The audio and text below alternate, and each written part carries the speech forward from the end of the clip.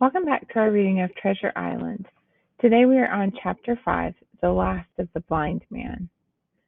My curiosity was stronger than my fear. I crept back to the bank where I could see the road before our door. Soon 7 or 8 of my enemies arrived, running hard. 3 men ran together, hand in hand. I made out through the mist that the middle man was the blind beggar. They made a rush upon the inn, then paused, as if they were surprised to find the door open. In, in, the blind man shouted, and he cursed them for their delay. 4 or 5 men obeyed at once, and 2 remained on the road. There was a cry of surprise and a shout from the house. Bill's dead!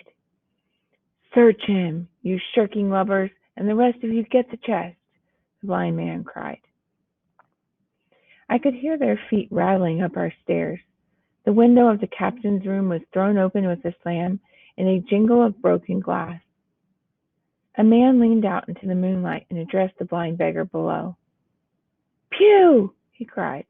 Someone's already been through the chest. Is it there? Roared Pew. The money's there. The blind man cursed the money. Flint's fist, I mean, he cried. We don't see it here nohow. You below there. Is it on Bill? Cried the blind man. A voice answered. Bill's been searched already, said he. Nothing left. It's that boy. I wish I had put his eyes out, cried the blind man. They were here no time ago.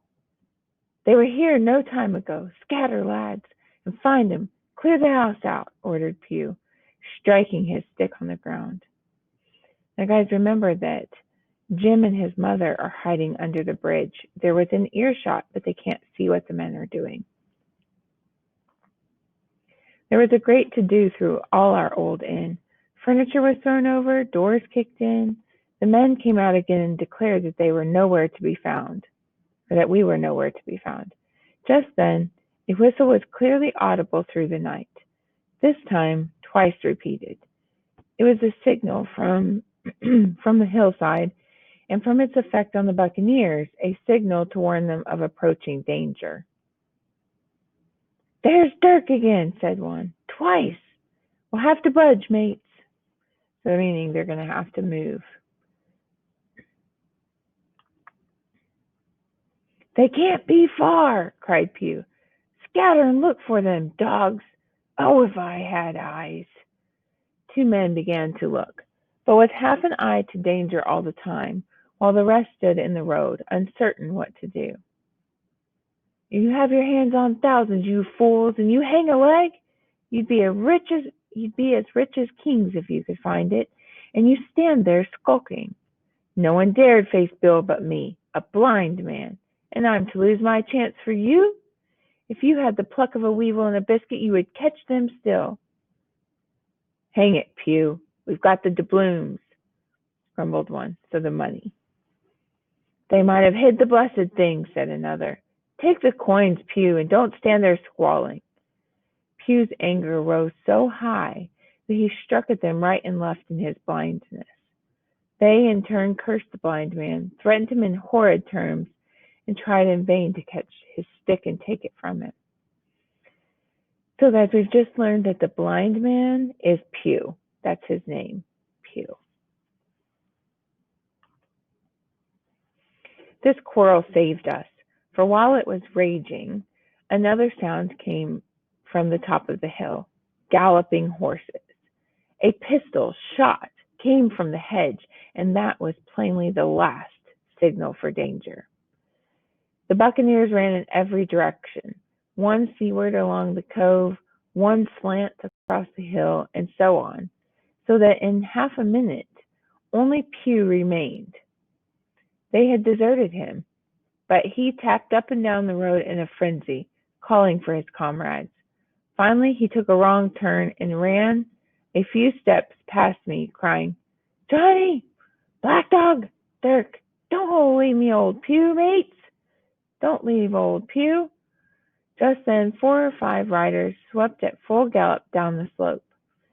Pew sensed his error, turned with a scream, and rolled into the ditch. He was on his feet again in a second, and made another dash. utterly bewildered, right under one of the horses. The rider tried to save him, but in vain. Down went Pew with a cry that rang high into the night. I leaped to my feet and hailed the riders. They were horrified at the accident. One was the lad that had gone to Dr. Livesey's. The rest were revenue officers whom he had met by the way. News of the lugger in Kit's Hole had found its way to Supervisor Dance and started him in our direction. To that chance we owed our lives. Pew was dead, so the blind man is dead.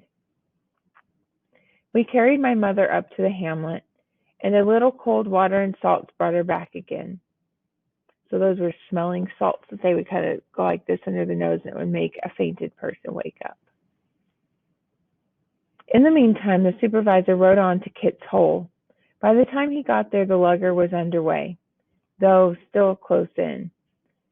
He held her. A voice replied, telling him to keep out of the moonlight, or he would get some lead in him, meaning he'd be shot.